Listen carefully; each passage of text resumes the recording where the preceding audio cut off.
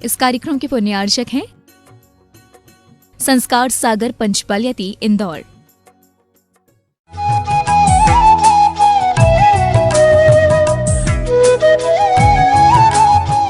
पाशम श्रीपुरवंदमी, पाशम श्रीपुरवंदमी, पाशम श्रीपुरवंदमी।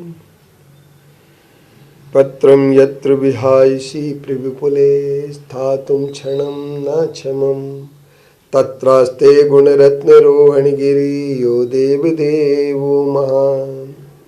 चित्रं नात्र करोति कस्य मनसा दृष्टा पुरे श्रीपुरे, सश्री पार्श्वजनेश्वरो विजयते दिग्वाससां शासनम्। पत्र टिके ना जहाँ अदर में गुण रत्नों का गिरिवर हो, कितना विस्मय किसे नहीं हो, चलो देख लो श्रीपुर को। देवों के भी देव पार्श्वजिन अंतरिक्ष में शांत रहे, युगों युगों तक दिगंबरों का जिन शासन जयवंत रहे, जिन शासन जयवंत रहे। किसी अच्छे नेता के लिए, लीडर के लिए सब जहां आत्मविश्वास आवश्यक होता, निर्मल विश्वास आवश्यक होता है, वहीं उसे लीडर बनने के लिए उसके अंदर विनयशीलता भी आवश्यक होती है। आज हम नेतृत्व की दूसरी बात बताना चाहते हैं। वह बिंदु है हमारा विनयशीलता। विनय महाधार है जो प्राणी, शिववंता की सखी बखानी। विनय जो धारण करता है वही मोक्ष की प्राप्ति कर लेता है।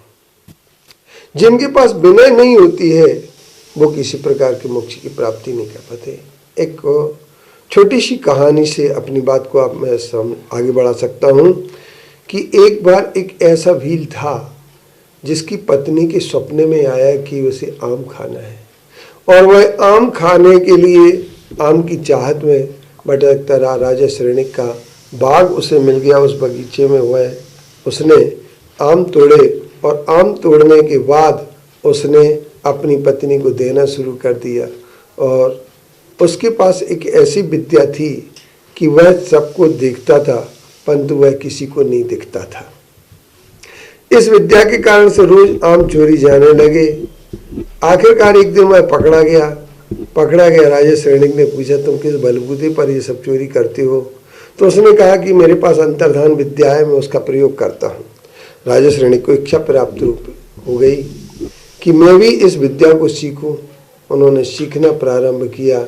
नीचे बैठता था भील, ऊपर राजा बैठता था, लेकिन किसी प्रकार से विद्या सीख नहीं पा रहे थे। जरा सी भी उनके लिए विद्या समझ में नहीं आ रही थी। एक दिन अभय कुमार जी से जब चर्चा हुई तो अभय कुमार जी ने आकर के देखा कि मैं आपके उस विद्या सिखाता है उस भील को देखूंगा। आया, उन्होंने देखा भील बहुत अच्छी विद्या सिखा रहा है किंतु आ क्यों नहीं रही। तो उन्होंने कहा कि आप राजन नीचे बैठिए, गुरु को ऊपर उठाइए, आपको विद्या आ जाएगी। परंतु बहुत सारे लोग विनय को धारण किए बिना, देवशास्त्र गुरु की विनय किए बिना भी विद्या को प्राप्त करना चाहते हैं और वह विद्या प्राप्त नहीं हो पाती है। और परिणाम सामने ये आता है कि व्यक्ति बहुत कुछ करने के बाद भी सीख नहीं पाता है। तो आओ हम अपने घमंड को छोड़ें, मत को छोड़ें, विनय धारण करें और एक अच्छे नेता बने, क्योंकि दूसरे की बात वही सुन सकता है जिसके पास विनय होगी। जिसके पास दूसरे की विनय बात सुनने की क्षमता नहीं है वह कभी अच्छा नेता नहीं बन सकता है। अच्छा नेता बनने के लिए किसी की बात सुनाने की अपेक्षा सुनना भी पड़ती है, लेकिन कुछ लोग सुनना नहीं चाहते हैं, सुनाना जानते हैं और ऐसे लोग फेल हो जाते हैं, असफल हो जाते हैं। इसलिए अच्छे नेतृत्व के लिए आवश्यक है कि आप जो है ना विनय को धारण करें।